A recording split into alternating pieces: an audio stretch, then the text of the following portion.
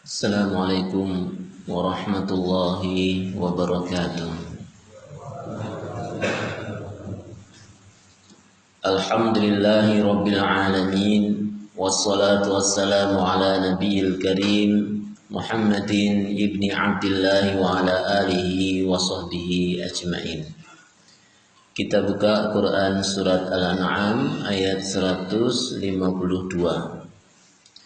A'udzu billahi minasy syaithanir rajim.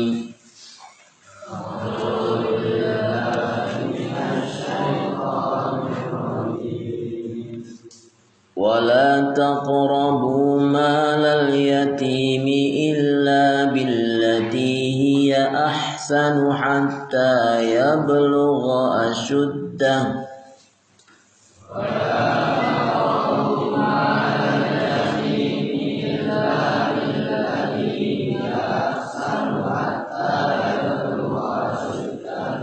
وأوفوا الكيل والميزان بالقسط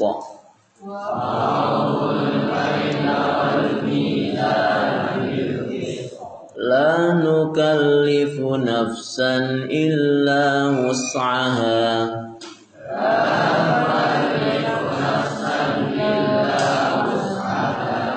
وإذا قلتم فاعدلوا ولو كان ذا قربى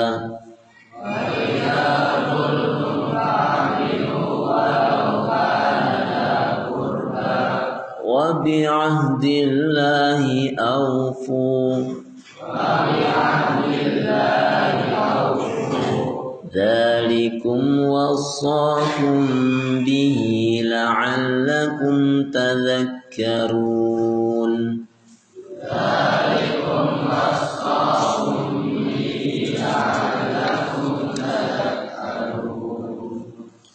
Dan janganlah kamu dekati harta anak yatim kecuali dengan cara yang lebih bermanfaat hingga sampai ia dewasa, dan sempurnakanlah takaran dan timbangan dengan adil. Kami tidak memikulkan beban-beban kepada seseorang melainkan sekedar kesanggupannya. Dan apabila kamu berkata, maka hendaklah kamu berlaku adil, kendatipun dia adalah kerabatmu, dan penuhilah janji Allah. Yang demikian itu diperintahkan Allah kepadamu agar kamu ingat. Ikhwah rahimakumullah, pada ayat yang lalu, ayat 151, Allah Subhanahu wa taala mulai menyampaikan pokok-pokok ajaran agama Islam yang dikenal dengan al-wasaya al-ashrah atau 10 perintah Allah, 10 wasiat. 5 sudah tersebut di dalam ayat yang lalu, yaitu ayat 151. Ya, yaitu larangan melakukan kesyirikan, perintah berbuat baik kepada kedua orang tua. Kemudian yang ketiga, larangan membunuh anak karena takut miskin. Yang keempat, larangan mendekati perbuatan keji atau fahisyah secara sembunyi-sembunyi ataupun terang-terangan. Dan yang kelima adalah larangan membunuh jiwa yang diharamkan membunuhnya oleh Allah. Maka di dalam ayat ini melanjutkan, ada tambahan 4 wasiat yang Allah sebutkan, yang Allah ajarkan kepada Nabi Muhammad sallallahu alaihi wasallam untuk disampaikan kepada orang-orang Quraisy di saat itu dan tentu kepada kita semua saat ini. 4 tambahan Kemudian satu tambahan nanti pada ayat yang ke-153.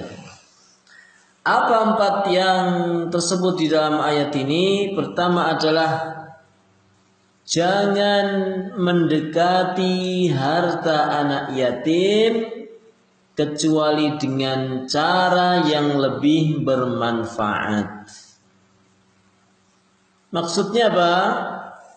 Yaitu larangan kepada kita semua untuk menggunakan harta anak yatim demi kepentingan diri sendiri, demi apa? Demi memperkaya diri sendiri, mengambil harta mereka dengan cara yang tidak benar, mengganggu, memanfaatkan harta anak yatim bukan untuk kepentingan mereka. Ini adalah banyak sekali di dalam ayat yang lain. Tidak boleh seseorang mengambil harta anak yatim, menggunakan harta anak yatim untuk dirinya sendiri, dan bahkan makan harta anak yatim itu termasuk dosa besar, al-kabair. Seharusnya bagaimana? Seharusnya seseorang seandainya dia memiliki anak yatim, maka hartanya hendaknya disimpankan atau dikembangbiakkan untuk kepentingan anak tersebut. Misal kata ada seorang anak yatim ditinggal meninggal, ya, anak yatim adalah seorang anak yang ditinggal meninggal oleh bapaknya sebelum dia balik, saat masih kecil. Saat dia belum balik, bapaknya meninggal. Kalau ibunya meninggal bukan disebut yatim, ya. Yang disebut yatim adalah bapaknya yang meninggal. Demikian juga kalau ayah ibunya bercerai juga belum disebut anak yatim sampai ayahnya meninggal. Maka kemudian harta anak yatim ini biasanya disimpan oleh kerabatnya, disimpan oleh kakeknya, disimpan oleh mungkin pamannya, atau bahkan disimpan oleh ibunya. Maka harta anak ini, karena di dalam peristiwa kematian seseorang, maka orang ini meninggalkan harta waris, dan harta waris ini harus segera dibagi. Bagian istri yang meninggal ini berapa, bagian bapak kalau masih memiliki bapak dan ibu itu berapa, bagian mungkin anak, ya, berapa, harus diperjelas. Misal kata ada seseorang laki-laki meninggal dunia, dia meninggalkan seorang istri, kemudian meninggalkan satu anak laki-laki, kemudian dia meninggalkan orang tua, ayah ibu masih hidup. Berapa bagiannya?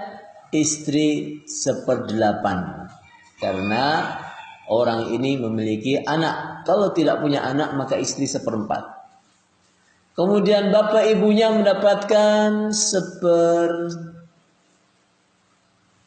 bapak ibunya mendapatkan 1/6, ya, 1/6 sama rata. Kemudian baru sisa dari hartanya akan melimpah kepada anak. Ya, harta waris itu jatuh paling banyak kepada anak, ya, sisanya seluruhnya untuk anak. Maka harta anak ini tidak boleh diganggu, tidak boleh digunakan, tidak boleh dilimpahkan kepada siapapun, meskipun anak masih kecil. Boleh diambil oleh kakeknya, boleh diambil oleh ibunya atau pamannya, tapi sekedar untuk mengamankan saja. Tidak boleh diambil sedikit. Boleh juga diambil dalam rangka apa? Untuk supaya bisa memberikan, ya, misalnya kebutuhan dari anak ini. Misal anak yatim ini dapat harta waris katakan 5 miliar. Kemudian dia oleh pamannya, ya hartanya diambil oleh pamannya dalam rangka nanti supaya aman, dan kemudian pamannya akan menghitung kebutuhan dari anak ini. Makan setiap hari berapa, dikasih sekedar biaya untuk makan. Kemudian sekolahnya, mungkin SPP-nya, kemudian mungkin kesehatannya, satu waktu mungkin dia sakit, diambil dari harta itu. Kemudian mungkin kalau sudah mulai dewasa nanti dia akan butuh untuk melamar pekerjaan misalnya, diambil dari harta itu. Kemudian nanti misalnya dia mau menikah, ya, diberikan harta itu. Nah, ketika dia sudah dewasa, hatta yablugha asyuddah.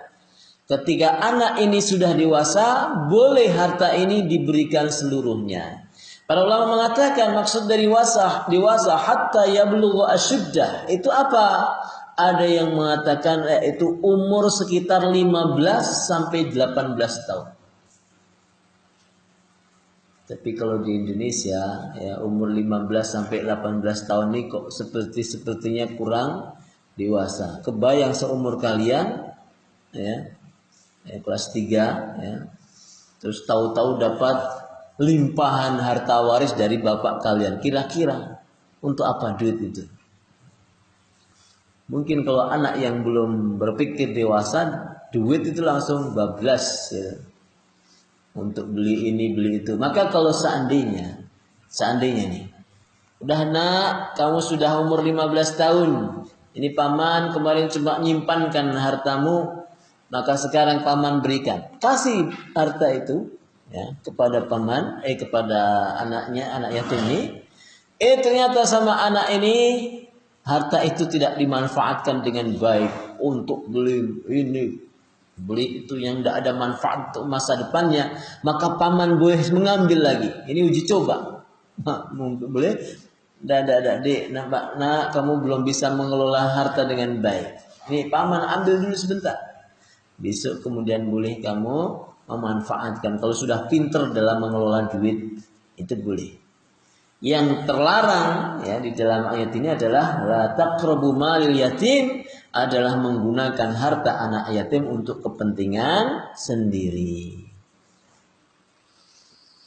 Kemudian ikhwah rahimakumullah, tentu di dalam hal ini bukan hanya atas keluarganya ya yang diperingatkan di dalam ayat ini, tapi kepada siapapun yang menyimpan harta anak yatim. Kadangkala lembaga sosial, kadangkala pesantren ya, ada yang diberikan harta anak yatim dari para donatur, maka berhati-hatilah.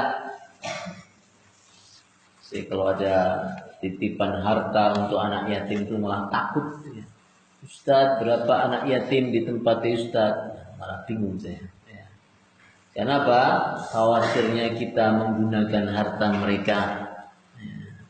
Yang bisa kita sampaikan biasanya adalah jemaah SPP-nya sekian, monggo silahkan kalau mau bayar. Tapi kalau langsung diberikan dalam jumlah yang banyak, khawatirnya justru apa? Tidak ada pendidikan di sana, malah justru untuk tuku cilok habis. Jadi anak itu tidak boleh atau belum saatnya mengelola harta dalam jumlah yang banyak.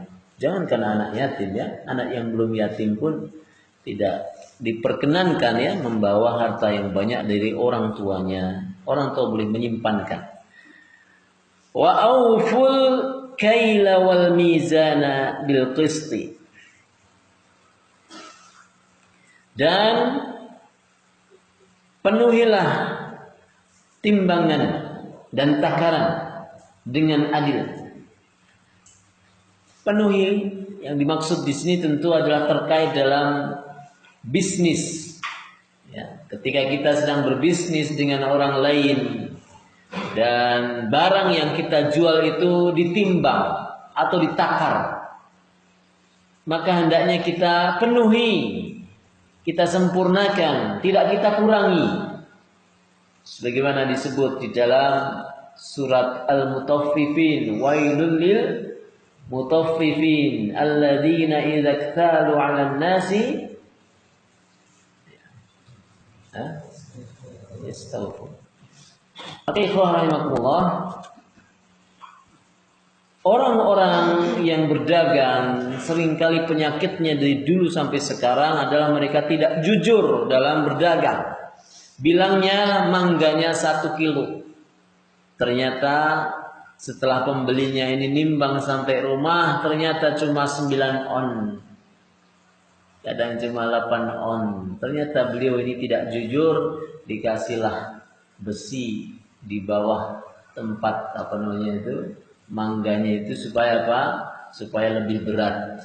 Ini berarti pedagang yang curang. Dibilangnya bensinnya ini 1 liter. Ya. Ternyata siapa orang yang tahu 1 liter? Kecuali hanya pedagangnya saja. Maka ternyata dikurangilah 1 liter kurang setengah mili misalnya, atau dikurangi beberapa senti sehingga tidak penuh. Maka ini adalah pedagang yang curang. Harusnya dia sampaikan dengan jujur kepada pembeli, Mas, ini botol ini saya bukan jual literan, tapi saya jual botolan.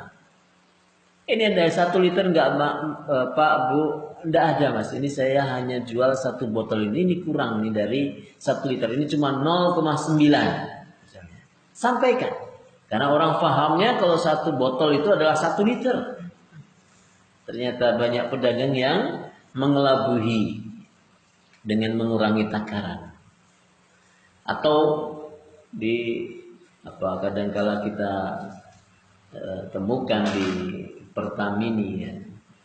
Diatur itu. Ada orang yang kadang-kala nakal ya, mesin Pertamininya itu diatur. Sehingga keluar angka betul 1 liter, 2 liter, 3 liter, tapi ternyata di setel sama dia, ternyata kurang dari 1 liter. Curang dia. Nah, ini orang yang tidak menyempurnakan takaran dan timbangan yang dimaksud di dalam ayat ini. Antum kalau nanti senang berdagang, antum jadi seorang pebisnis, maka jangan curang, karena itu tidak barokah. Harta yang kita dapatkan sebanyak apapun itu haram kita makan, haram kita gunakan jika berasal dari bisnis yang curang. Jadi di sini tentu tolak ukurnya adalah niat curang. Tapi kalau tidak ada niatan curang, memang apa adanya dia jual seperti itu. Ya.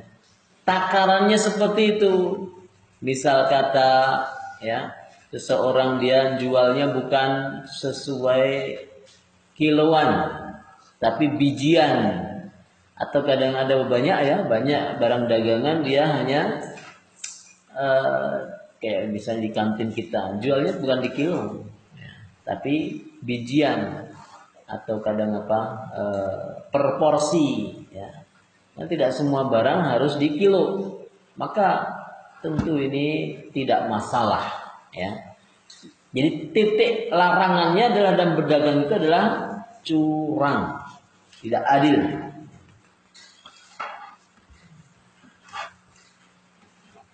Wa auful kaila wal mizana bil qisti la nukallifu nafsan illa wus'aha. Kami tidak membebani seseorang di luar kemampuannya. Kami tidak memikulkan beban kepada seseorang melainkan sekedar kesanggupannya. Apa maksudnya sini, ikhwah rahimakumullah? Adalah kadangkala dalam berbisnis ya, seseorang menakar atau menimbang itu kadangkala tidak begitu sempurna. Kadangkala adalah katakan tidak mungkin kan 1 kilo pas. Kadangkala tidak. Kadang mungkin bisa ukurannya 9,5 7 on atau 9,8 on. Nah, ini termaafkan ya ketika seseorang tidak bersengaja curang kepada pembelinya. Tapi kalau bersengaja curang, lah ini yang masalah. Atau kadang ada orang yang berusaha dia berikan barang dagangannya yang terbaik, dia jualan misalnya buah jeruk, dia betul-betul berusaha memberikan jeruk-jeruk terbaiknya. Tapi ternyata pembeli ini sampai rumah, dia temui jeruknya ada yang sebagian busuk misalnya, dan itu tidak diketahui oleh pedagang. Boleh pembeli ini komplain, kemudian pedagang mengganti, atau tidak komplain juga nggak masalah.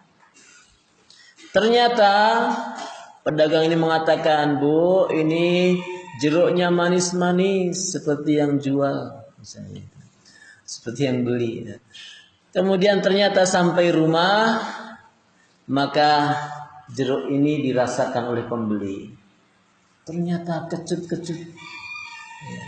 Maka pembeli ini kemudian mengatakan, Masya Allah, penjual langganan saya ini ternyata bohong sama saya, curang sama saya. Bapaknya bilang, kenapa? Kenapa Bu kok marah-marah? Gitu. Oh, ini bilangnya jeruk yang manis-manis tapi ternyata asem. Kayak wajahmu Pak. Orang sedang marah ya. Maka ternyata kemudian apa? Ibu ini komplain dan datanglah dia ke pasar. Dia temui lagi pedagang tadi. Dasar penjual bohong, dusta, curang. Bilangnya manis ternyata kecut. Maka kemudian pedagang ini mengatakan, Ibu sesungguhnya itu perlu bersyukur. Loh, kok bisa? Ibu hanya ketipu 1 kilo. Lah saya ketipu semuanya ini gitu. Ternyata pedagang nggak tahu kalau itu ternyata kecut. Ya, dia kulaan juga. Ya. Kulaan juga di tempat yang lain. Ibu cuma ketipu 1 kilo. Saya ketipu berkilo-kilo, bertonton ini, lihat nih. Ternyata pedagang ini bukan niatnya menipu, tapi karena dia nggak ngerti. Jadi harus juga bersabar, harus betul-betul menahan diri juga. Jangan mudah-mudah mengatakan pedagang itu curang kalau tidak ada niatan. Illa nukallifun nafsan illa wus'aha. Allah tidak membebani kita di luar kemampuan kita. Artinya di dalam masalah bisnis juga perlu saling toleransi. Demikian juga pembeli tidak boleh kemudian curang terhadap pedagangnya. Dimasukkanlah dari mungkin lembaran-lembaran uangnya, uang yang sobek, uang yang sudah tidak bisa digunakan lagi. Atau bahkan ada pembeli yang dia beli dengan uang palsu. Ini juga namanya curang. Oh, ini uangnya jelek, ini wah susah saya nukarnya. Udahlah, tak masukin. Biar dia nggak tahu, tak masukin di tengah. Dari 100.000 ada 5.000 yang sobek, yang nggak bisa dipakai lagi. Masukin. Curang dia, pembelian curang. Atau kadang-kala dimasukin lah, ini ada uang 100. Kadang ada beberapa lembaran banyak gitu ya, beli banyak. Uangnya banyak, masukinlah uang palsu. Tidak boleh seperti itu. Pembeli dan penjual harus saling jujur di dalam bertransaksi. Wa idza qultum, nah ini yang kedua. Ya. Jadi yang pertama adalah larangan seseorang mendekati harta anak yatim digunakan untuk yang tidak bermanfaat untuk mereka. Kemudian yang kedua adalah larangan menimbang ya, dengan cara curang, tidak menyempurnakan timbangan dan takaran dalam berbisnis. Apa yang ketiga? Wa idza qultum fa'dilu walau kana dza qurba.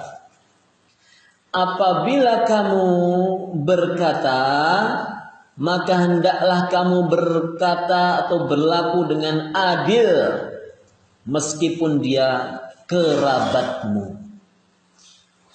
Perintah berkata adil, jujur, tidak bohong, tidak dusta, tidak pilih kasih. Meskipun itu kerabatmu. Dalam hal apa? Ya tentu dalam hal apapun. Tapi lebih-lebih yang dimaksud tentu adalah ketika seseorang misalnya dalam pengadilan. Orang ini dijadikan saksi oleh Pak Hakim. Fulan, ente saksinya kasus ini. Kasus apa Pak Hakim? Kasus pencurian. Betul kamu melihat orang ini mencuri misalnya. Ternyata saksi ini melihat yang mencuri ini adalah kerabatnya. Bisa jadi anaknya, saudaranya, orang tuanya. Maka di sini Allah perintahkan dia untuk berkata jujur, adil, meskipun kerabatmu, meskipun dia adalah keluarga dekatmu, orang yang berjasa kepadamu. Dan ini kalau bukan karena iman, maka banyak orang yang kesulitan dalam hal ini. Kasihan ini anakku dia mencuri, kasihan ini keluargaku dia mencuri, saya tak bohong saja. Ada beberapa saksi yang seperti itu. Betul fulan, orang ini mencuri? Maaf Pak Hakim, saya tidak ngerti. Malam itu saya tidur, saya tidak ngerti, nggak lihat ini. Padahal dia lihat misalnya. Padahal dia lihat, maka dusta dia. Maka ikhwah rahimakumullah, dalam maksud ayat ini besar ya, maknanya adalah dalam kasus seseorang dimintai kesaksiannya dalam pengadilan. Betul Pak Hakim, saya melihat dengan mata kepala saya sendiri. Malam itu jam sekian di tempat ini saya sedang jalan-jalan, nemui anak saya maling Pak Hakim. Ini orang yang jujur. Berat memang. Berat bagaimana orang tua mau tega ya memasukkan anaknya ke dalam penjara. Bagaimana seorang suami misalnya tega memasukkan istrinya dalam pengadilan. Tapi perintahnya Allah sudah jelas. Dan ini adalah bagian dari pokok ajaran agama kita untuk senantiasa jujur. Antum juga para santri. Ya. Kalau ada sebuah kasus, antum lihat bahwa ini adalah sebuah pelanggaran, ada sebuah kriminalitas, ditanya oleh Ustaz, antum lihat enggak? Kok bisa ini kayak gini dan gitu? Kok bisa ini kakinya temanmu pincang ini kenapa ini? Kesandung dia Ustaz. Nah, yang benar. Nendang jendela Ustaz. Wah, itu baru betul. Misalnya itu. Bilangnya kesandung lah. Yang jujur ikhwan, jujur. Betul kamu lihat, betul Ustaz ya. Sampaikan. Sampaikan yang benar meskipun pahit. Qulil haqqa walau kana murran. Ucapkan yang benar meskipun pahit rasanya. Jujur itu kadang-kala pahit, tapi itu adalah perintah Allah. Wa idza qultum fa'dilu walau kana dza qurba. Kemudian yang ke berapa? Yang ke-9, yang keempat kalau dalam ayat ini, yang ke-9 kalau secara urutan semuanya, wa bi'ahdillahi aufu. Dan tepatilah atau penuhilah janji Allah. Janji apa kita kepada Allah? Janji kita beribadah hanya kepada Allah Subhanahu wa taala. Sebelum kita lahir di dunia ini, kita sudah berjanji kepada Allah ketika kita lahir di dunia ini akan terus-menerus beribadah. Dan janji itu banyak manusia terlupakan. Sebagaimana jangankan janji Allah ketika di dalam kandungan kita, ketika masih di kandungan, ketika masih kecil pun banyak momen-momen waktu kecil kita juga terlupakan. Maka Allah ingatkan di dalam Al-Quran bahwa kalian itu sebelum lahir di dunia ini telah berjanji kepada Allah untuk beribadah. Allah ingatkan dalam Al-Quran.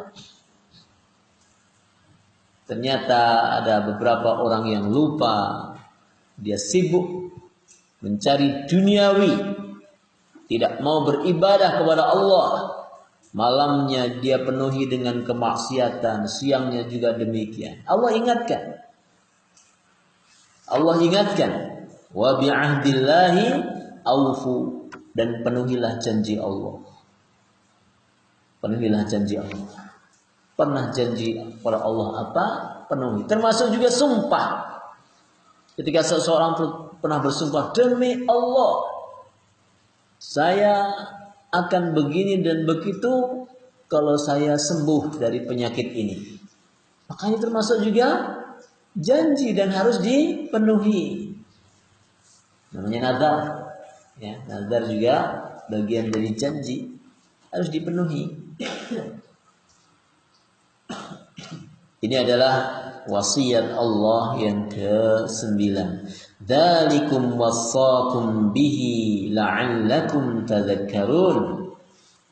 Yang demikian itu diperintahkan Allah kepadamu agar kamu ingat. Apa maksudnya? Maksudnya di sini ayat ini adalah sebagai peringatan kepada manusia yang pada aslinya secara fitrah manusia itu orang-orang baik. Aslinya kita itu baik semuanya. Lebih-lebih di orang-orang musyrikin Makkah, orang-orang Quraisy, mereka terkenal dengan orang-orang baik, orang-orang yang jujur, orang-orang yang senantiasa memenuhi janji, orang-orang yang senantiasa taat kepada Allah. Tapi kadangkala karena masalah duniawi, karena lingkungan yang tidak islami, kadangkala teman yang tidak baik, sehingga kemudian mereka lupa dengan pokok ajaran Allah Subhanahu wa taala. Contoh dalam masalah berkata, semua orang sepakat bahwa dusta itu tidak baik.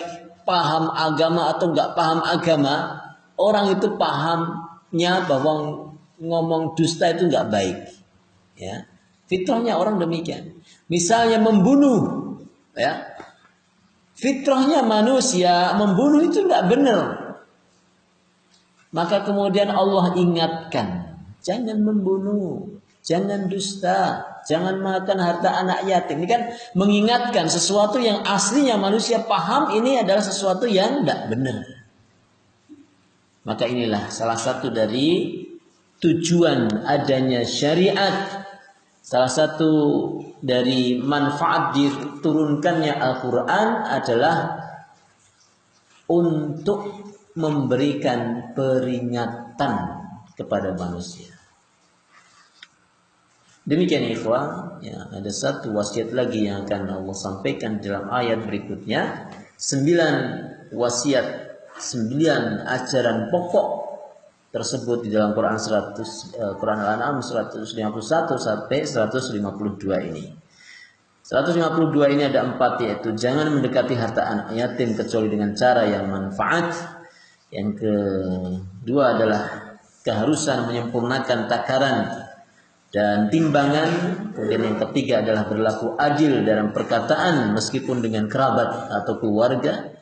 Dan yang keempat adalah memenuhi janji Allah. Wassallallahu ala nabiyyina Muhammadin wa ala alihi wa sahbihi ajmain. Assalamualaikum warahmatullahi wabarakatuh.